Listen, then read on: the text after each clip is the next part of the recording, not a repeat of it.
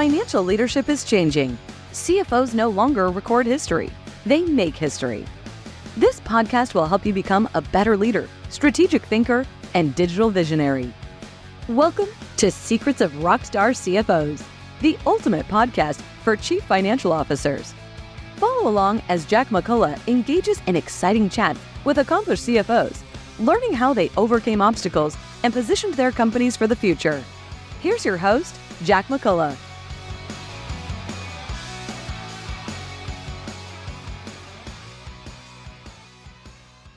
Welcome back to a great episode of the Secrets of Rockstar CFOs. I'm really excited by this one because our guest is Macrina Kgil. Macrina is the CFO of Kgil, one of the hottest companies you're going to come across. It's a fintech company using blockchain technology to transform home equity lending and modernize capital markets. Macrina, welcome to the Secrets of Rockstar CFOs. Hi, Jack. Thank you for having me. Oh, no, I'm glad to. And when your team reached out with the opportunity, I was genuinely excited. Kgil has just gotten so much attention since its IPO not so long ago. But great company, not yet at the household name status. So I'm hoping you can sort of fill in the blanks for our listeners about what you do and why it matters. Sure. So we are Kgil Technology Solutions. We went public last year in September. What we do is we use blockchain technology to provide a capital marketplace for businesses and also for loan buyers on the other side. And Jack, you mentioned earlier that we offer HELOCs, home equity line of credit. We offer HELOCs in a broad range of categories, not just the ones that you think about in terms of a second or third lien. That technology we offer to our business partners that goes through a capital marketplace infrastructure that we have custom built. And there are companies on the other side that buy loans or securitize loans that we work with. And so it's a very innovative model to, I'm sure everyone's heard of Fannie and Freddie, and what they have been doing close to 100 years. Yeah. Fannie and Freddie are absolutely household names. But cool. I want to explore that because the company's fascinating. But I'd like to, talk about your own background for a moment, if I may. And where did you grow up, and what was your childhood like? Sure. I mainly grew up in Seoul, Korea, and I also spent some time in Sydney, Australia. So my dad was working for a company called Hyundai. I'm sure you may have heard of them, for the car company. That's popular in the US. And so he lived in multiple places around Asia and Australia, and I followed him around, including South Korea, where I was born. That's great. Yeah, and yes, and Hyundai has done quite well in the U.S. markets. So it has. Indeed. So you attended Seoul National University.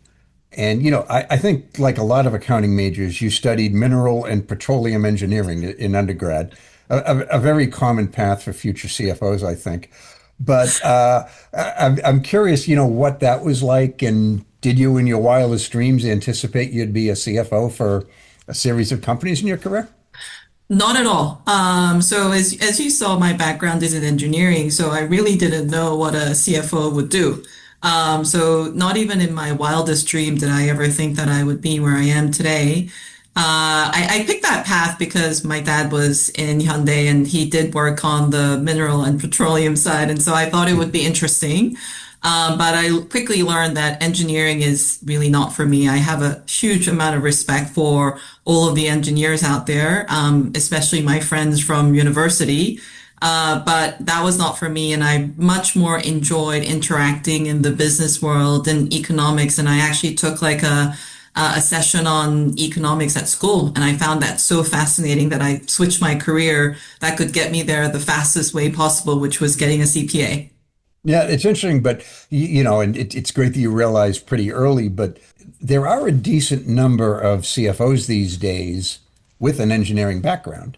And when you think about it, and we'll talk about this further, but one of the great skills of modern CFOs, it's not the financial reporting, it's the problem solving. Who better at solving problems than an engineer, right? So it probably is actually a great background for future CFOs.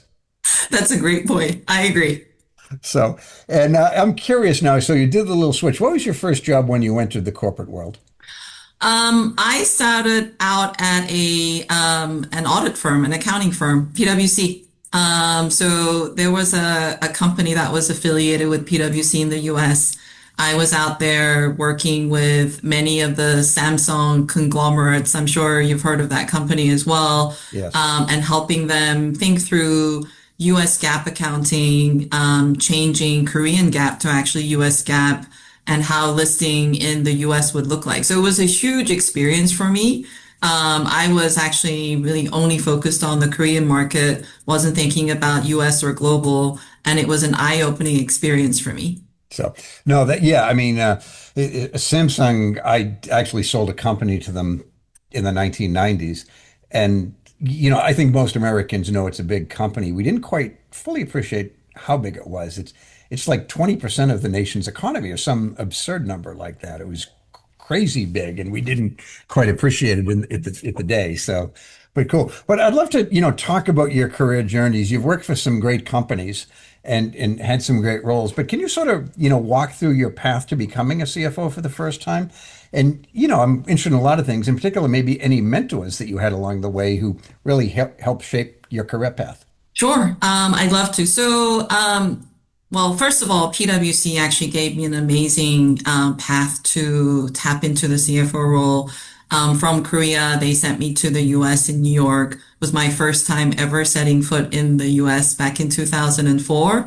And my primary role was working with private equity firms to help them organize getting their portfolio companies to list in the US as an IPO or for their debt offerings. And so whole new experience for me. I've never done that before. I had not worked with a US operational company or the accounting team there. So I learned a ton. And one of the last companies that I helped at PwC was a company called Fortress Investment Group.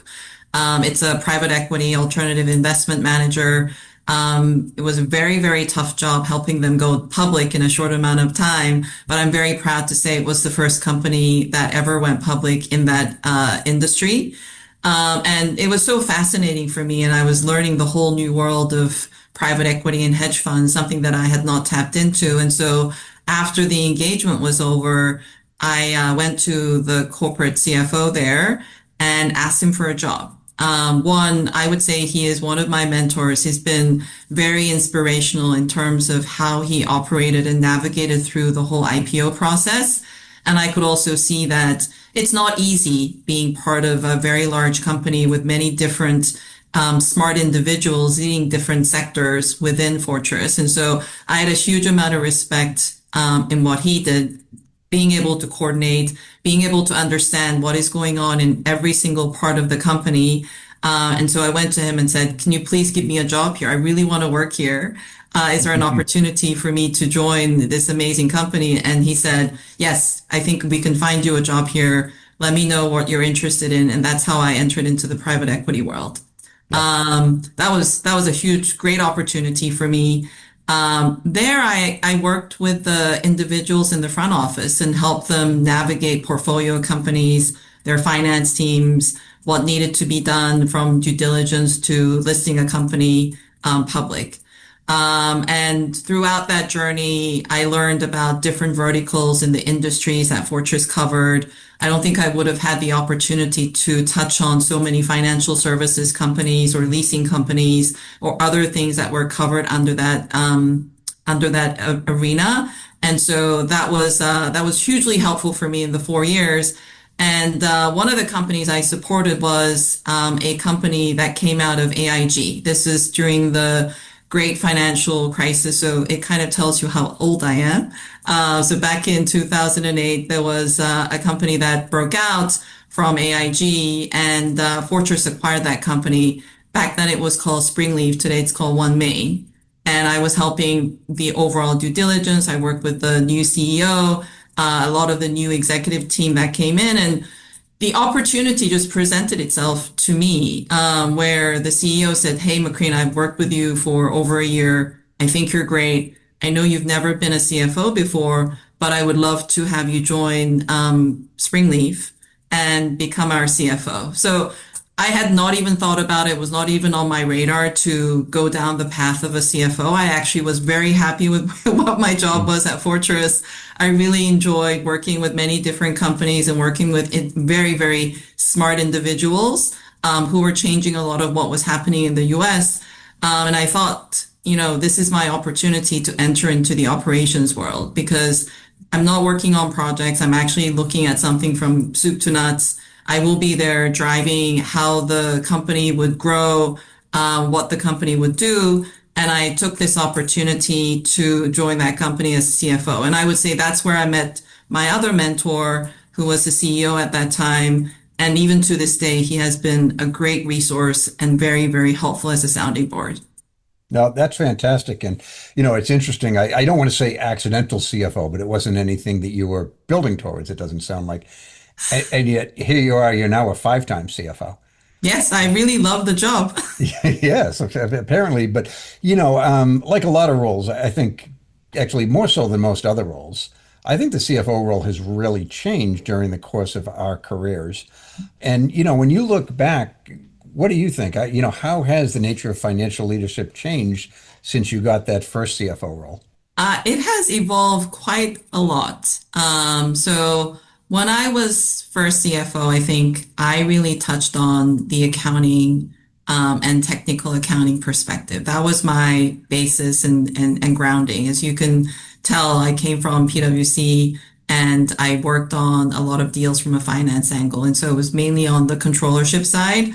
From there on, I was absorbing FP&A, investor relations, taxes actually does play a huge part as well. And then now I think what is also really critical is transformation and understanding AI. And so I would say I've been a five-time CFO and have been in many different companies and many different industries. But what continued to follow is that, every time I'm at a company, I'm absorbing new information, new industry. And then now it's much more transformation focused and operation focused is what I see. Interesting. So, you've experienced so many different roles. Has it helped you create, what some people refer to as a differentiated mindset that impacts how you take on your role today at Figure? It actually does. So I heard about blockchain technology way back at Springleaf One Main. And back then I was thinking, wow, this is amazing technology, but how do you even commercialize this technology into the day-to-day business? And then how do you make people all adopt the same technology so that they are all following the same rule sets? And where I find that really fascinating at Figure, I kind of think of it as my full circle. I started out as a CFO at Springleaf, but then I'm actually realizing what I heard about for the first time and doing that on a day-to-day basis at Figure, which I think is pretty, coincidental. Or how do you think about it? But this is really amazing that I'm here. I'm very passionate about blockchain technology and how we can make all of your transactions so much more efficient and also transparent, which I think is very important in this day and age with all of the data that's available. And the other part that I'm very passionate about is consumer lending, which is my bread and butter. I came from Springleaf and One Main. And so that is also the other equation that we have at this company, which really makes my day-to-day job. Actually, I've been grooming for this for all of my CFO jobs to get here. Yeah, fascinating. And so I'm allowed to ask three stupid questions. Of course. I'm about to ask the first of them. But what is it that drew you to Figure Technology? What was it that made it an attractive opportunity? Sure. So the most important attraction for me is that it was the first company that I ever saw that commercialized blockchain technology in the sense that it was profitable and it was also growing at a really fast clip. And I think the best thing about what Figure is doing is that the users, whether it's businesses or borrowers or partners that we have, they don't know blockchain technology is really behind the scenes. They just know that it's really fast, it's efficient, and it's transparent, which I think how cloud technology was adopted in the beginning. People didn't really think about, is this on the cloud today, right? Like we just use it. It's just very convenient. It can be on my phone and on my laptop at the same time. And I think how we have developed blockchain technology for all of the users and partners that we have was done in a really, really conventional, smart way. And I saw that point as like the reason I wanted to join Figure, using blockchain technology to be able to offer a capital marketplace that works on blockchain rails, and we have consumer loan lending as well. So that's why I joined. The second part I would say is the management team is just phenomenal. Our co-founders have done this before. They founded another company. This is their second one. And the knowledge and depth and the vision of what they bring, in addition to the management team who are able to execute this and who have executed this even before I joined, I think was exceptional, which is why I wanted to join Figure. Yeah, your founders are legendary in the space. I think that's probably Yes. thrown around too easily, but I think in this case it's probably pretty accurate. But I'd love to chat with you about your relationship with Michael Tannenbaum, the CEO. And what struck me is I forget the dates exactly, but he was hired about 6 months before you, and the company was developing a brand, and not having met you and only being superficially aware of your company, it was like, okay, they're building in a world-class leadership team to take this company public.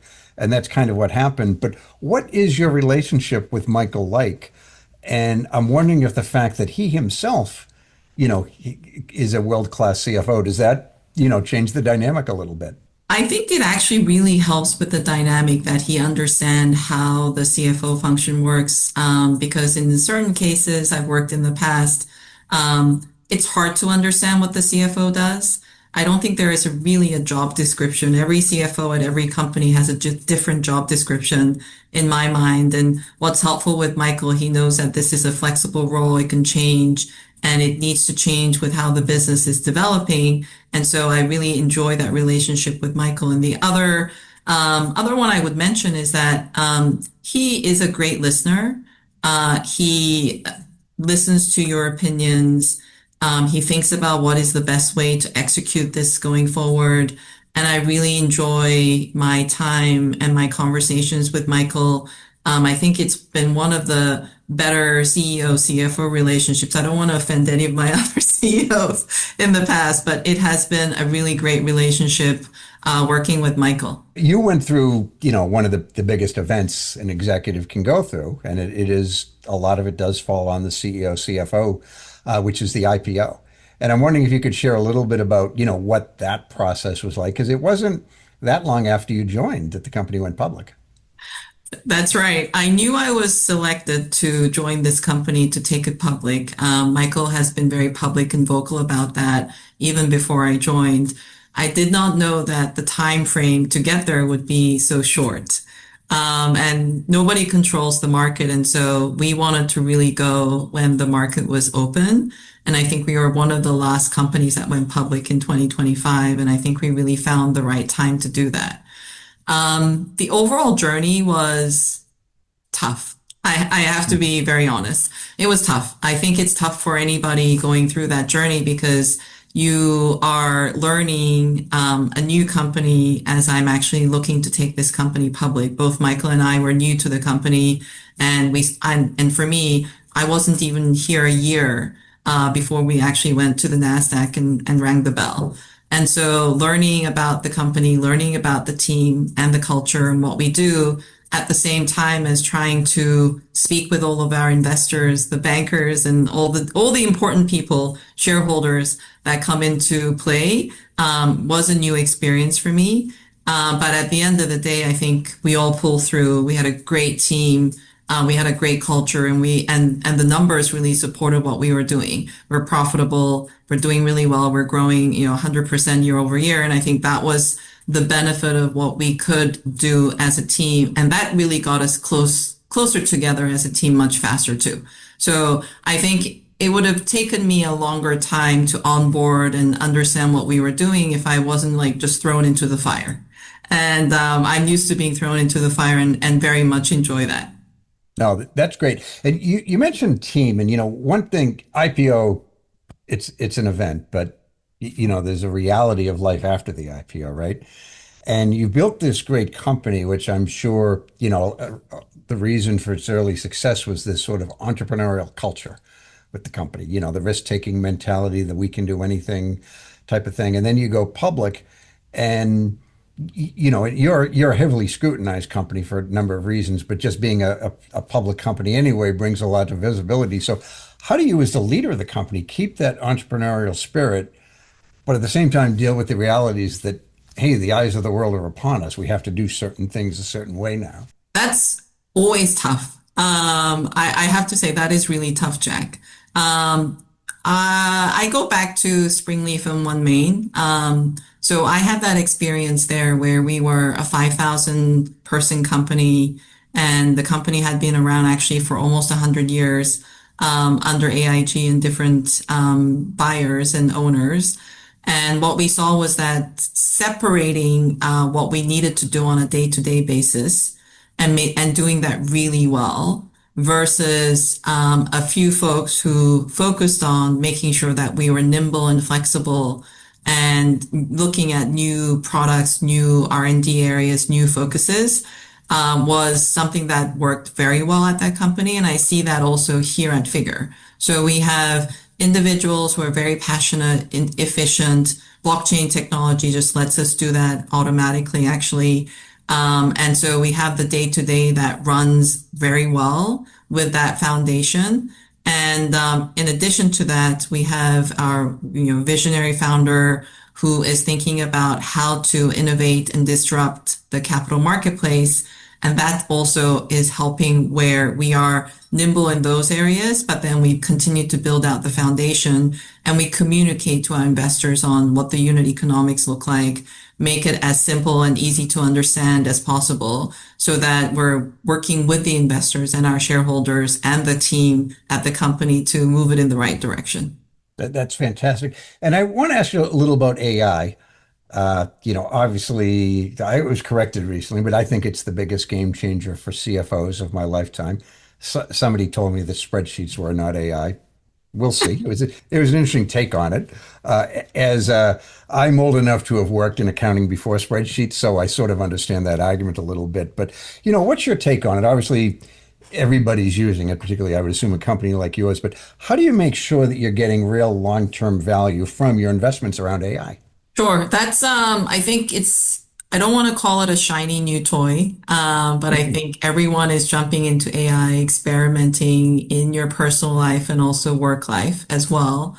And I think the important part is you want to make sure that you are asking the questions, but also at the same time taking a step back and validating. I think using AI just for the sake of using AI and just being a cookie cutter across the board doesn't really make sense. I think you need to be able to see that it's a tool, and use it effectively and efficiently and wisely, and understand that it's one of your advisors. It's for me very nice to see that AI is one of my advisors rather than the person who's going to give me all of the answers to the universe, is how I think about AI.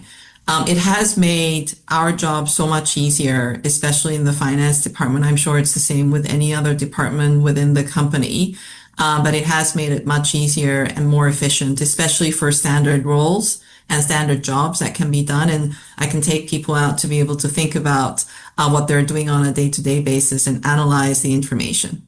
That's fantastic. And when I was prepping for this call, I came across Adapter, which, if I understand, it's an agent-to-agent onboarding feature. And, tell us a little about that, because I don't want to say it was beyond my understanding, but it was certainly beyond my ability to articulate intelligently, but fascinating. Sure. So, as I mentioned earlier, Figure is a capital marketplace. And today, primarily what we're doing is we're using our systems, our loan underwriting system, our data to go through the overall capital marketplace. What we want to do in the future is to be able to work with any type of lender, and have them go through our overall capital marketplace.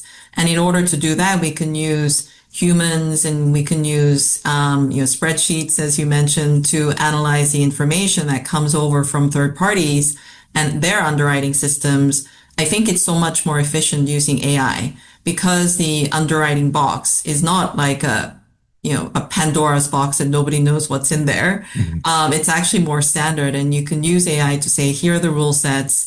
Make sure all of this information can transform into what Figure can digest through their marketplace.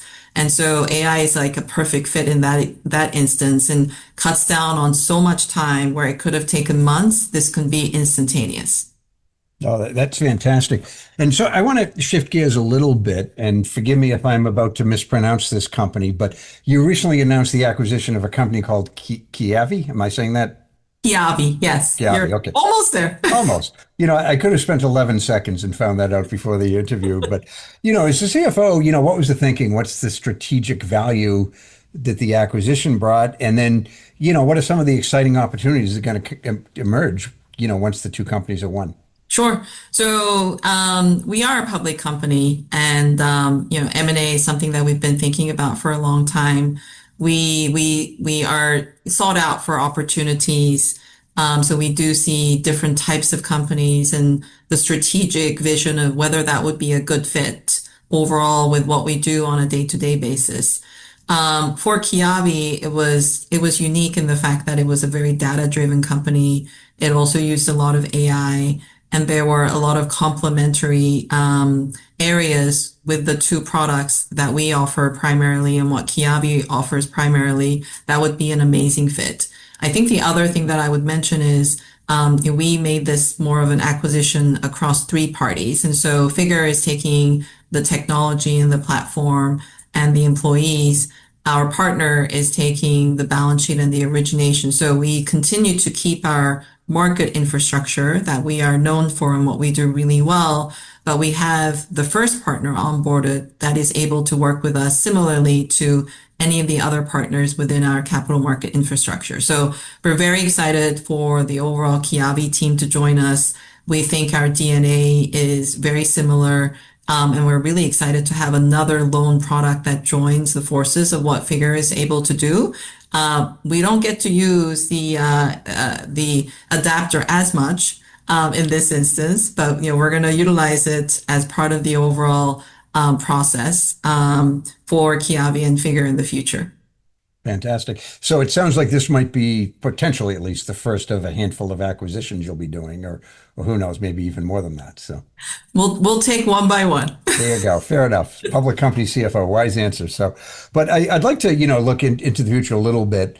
What does success look like for your company when you look 2, 3, 5 years out? Sure. We want to be recognized and known as a capital marketplace where all sorts of loans, whether it's mortgage based, so like a HELOC, or if it's small business loan based, or fix and flip loans like Kiavi, which is called residential transition loans. We want to be able to be a marketplace for all of these different types of loans and work with many different companies that come onto our marketplace infrastructure from a longer term capital perspective. So we're providing liquidity to these companies, or a shorter term perspective. So we're providing financing to these companies. But this isn't really all Figure's balance sheet. I just want to make sure that I'm very clear. This isn't Figure's balance sheet. We are here to make sure there is a platform for distribution. So capital distribution partners are there, and originators are coming in and working with Figure and making the overall process so much faster, so much easier. And at the end of the day, it benefits borrowers because they now have access to a loan that they were not able to have before that is cheaper than what you regularly see because their home is the base of the lending. And we are able to help businesses and individuals is what we ultimately want to do in the 2, 3, 5 years in the future. Makes sense. And I like to say that the evolution is now a revolution. That the pace of change is absolutely phenomenal. In many areas, including the intersection of capital markets and technology. So, what steps are you doing to sort of future-proof the company to make sure, hey, we're still the one you want to go to in the future? Sure.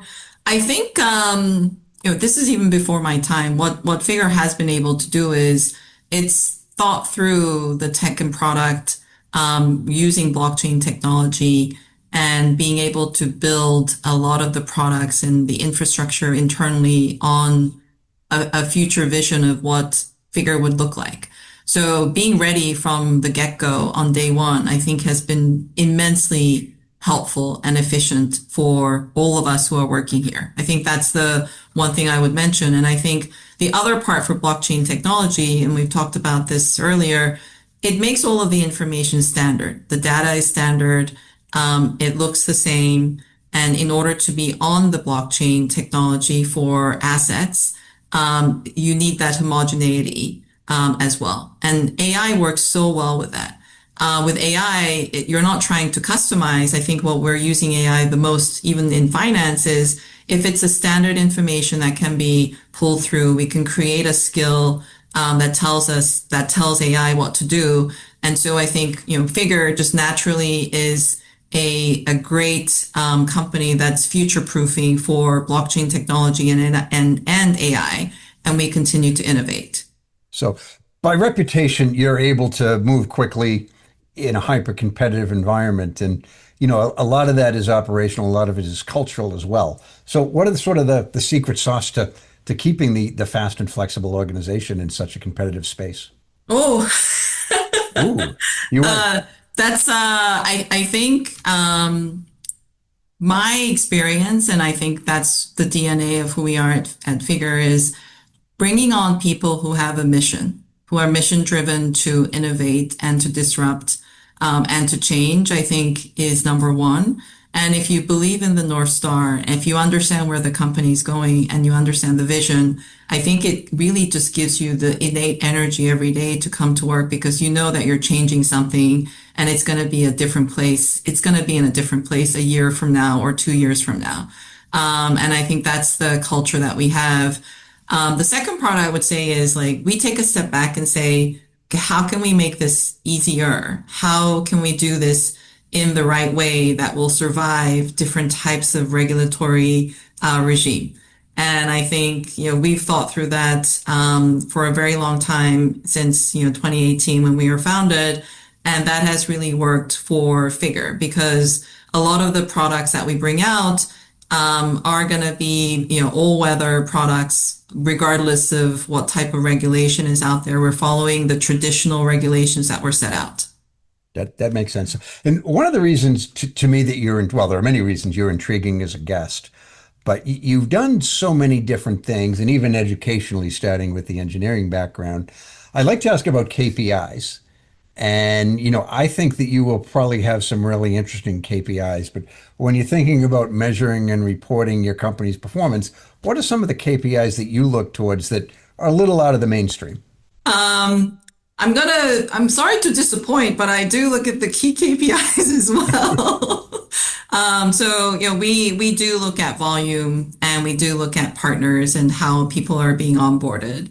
But where, we also look at is adoption of additional partners in blockchain technology, where we are able to bring on different types of capital providers into our ecosystem, which I think is something that, normally most CFOs won't be thinking about. But because we are looking at our marketplace, we want to be making sure that there is additional supply coming through, and we are working with different types of partners is something that we do keep track of. Yeah, that makes a lot of sense. And I want to ask your opinion for CFOs, both in public and private markets. And I know you've recently been in both, but what should they be thinking about in terms of long-term growth investments within their organization, whether it be technology, people, or whatever it might be? Sure. I think people is always something that every company, every CFO thinks about. But I think the other part I would mention is how are you thinking about your overall technology and tech stack and transformation to be ready for, 3 years down the line or 5 years down the line? So my experience in the past, early days as a CFO, I always try to hire people or use technology for what's right in front of me. And then I would realize, because I usually work at very high growth companies, that, it's after 18 months, I made a mistake. I should have really thought about where are we going to be in 3 years' time and how are we going to be building for the future. And so that was a valuable lesson learned from my part. And so when I think about working at a company and thinking about who do I need to hire or what type of technology do I need to use, I always try to think about where are we going to be in 3 years time or 5 years time. And I want to make sure that the people can grow with the company and also that the technology is going to stay as a foundation and I don't have to continuously do reintegrations is something that I learned. That's great. So I want to go return to your relationship with your CEO because it sounds like you have a great relationship with Michael. But you were a CFO at four different companies, so you've also worked for at least four different CEOs along the way, perhaps more. But what are some of the secrets that you've learned along the way that people who are maybe entering their first ever CFO role can build, can use to build that relationship with the CEO? Sure.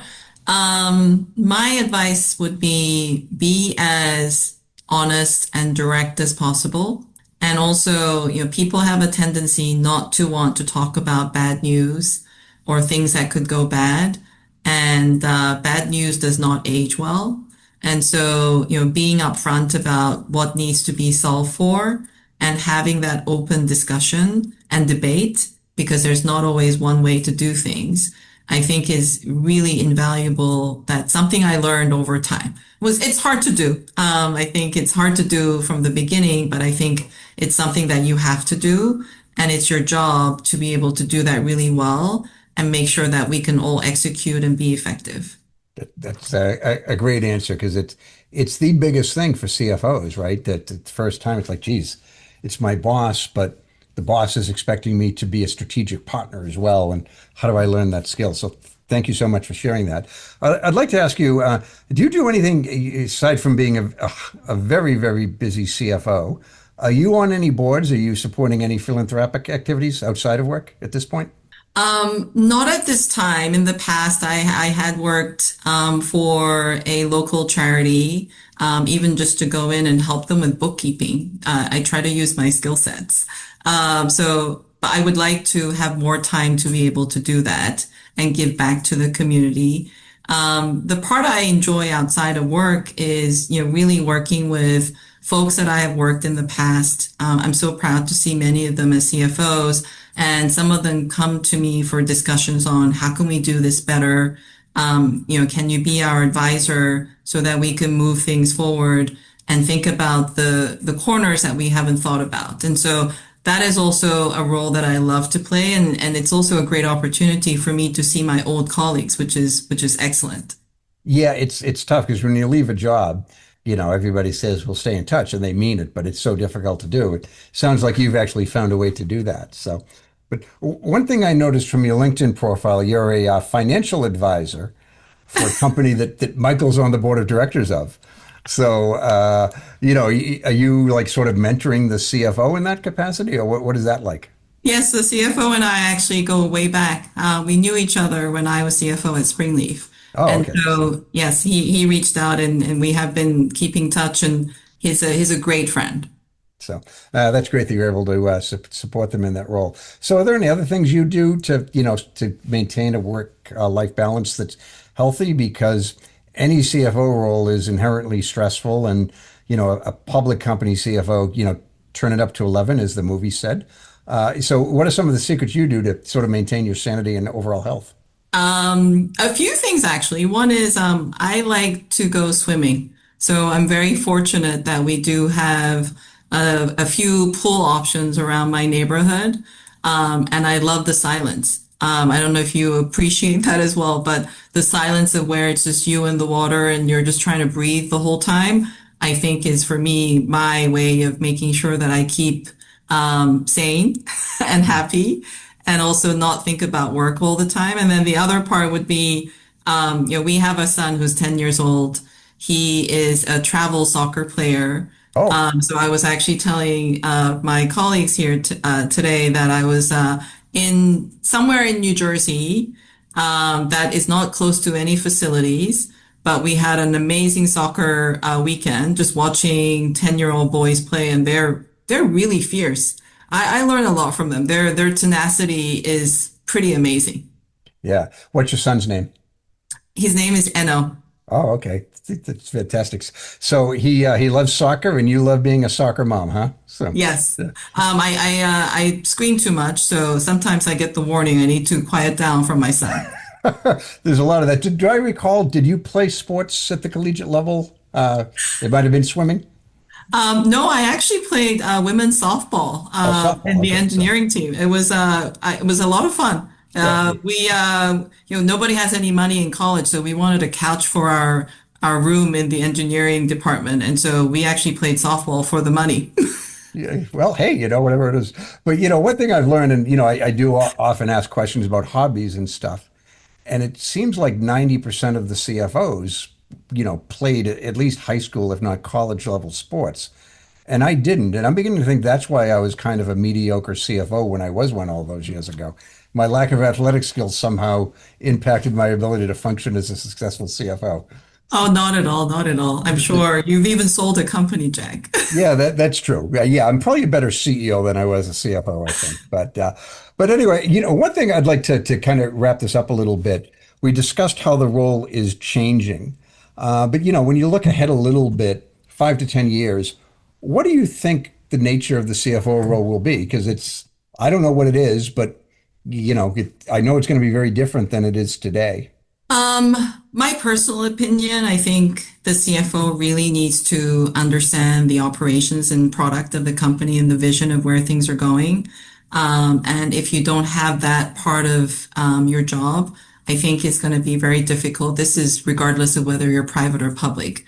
I think the second part is the world is becoming so much more complex, and trying to understand what some of the companies are doing for regular folks is getting harder and harder, is my experience. And so the CFO and the CEO are both voices for the company to explain to external parties what they do. And I think understanding your audience and being able to articulate that as well as you can, and getting them excited as well as you are, is going to be really critical for this role. Fantastic. You shared that you have a real passion for growing high performing teams, even helping people, reach the CFO office. You feel like that's an important thing you can do is have your team become CFOs later in their career. And I'm curious, what spurred this passion for you? And, how do you sort of make that happen for them? Because I think it's wonderful. Sure. So I think I was one of the folks that my mentors and other people gave me the opportunity to be able to take this role. I was not ready for the CFO role when I first got it. I'd never been a CFO before, and I was there to take it public. And so I really want to be able to continue to develop and nurture people to be able to do that, because I think a lot of folks don't know their full potential. And when you roll out the carpet for them and give them the opportunity, I think many of the folks that I know have that inertia, and they're able to do that for themselves and become an amazing CFO. No, that's fantastic. And it's actually, the timing worked out pretty good because people who listen to this podcast a lot know that I usually conclude with the question of, what is your advice for the next generation of CFOs? And I'm sure they love to hear it given all you've accomplished. Sure. I would say one, please don't be afraid of hard work. The CFO job is not for the faint of heart. And there is a lot of work to do. You do need to be thinking about strategy and thinking about the whole company, not just the finance department. So that would be my advice, that know that it's going to be tough, but it is so invaluable at the end of the day. I really love doing my job every day. Well, that's great. Macrina, this has been a lot of fun. And more importantly, I know our listeners are going to love your insights. So thank you so much for your time. And with that, I'd just like to give you the final word to share thoughts with our listeners. Sure. I would say the CFO role is ever evolving. New technologies and new things are coming up for the CFO role. And, figure is one of them. I would say, please don't shy away from something that is completely foreign to you, whether that's blockchain technology or AI, and being in front of it, adopting it, digesting it, and making it your own, I think is really critical for new CFOs. Thank you for listening to this episode.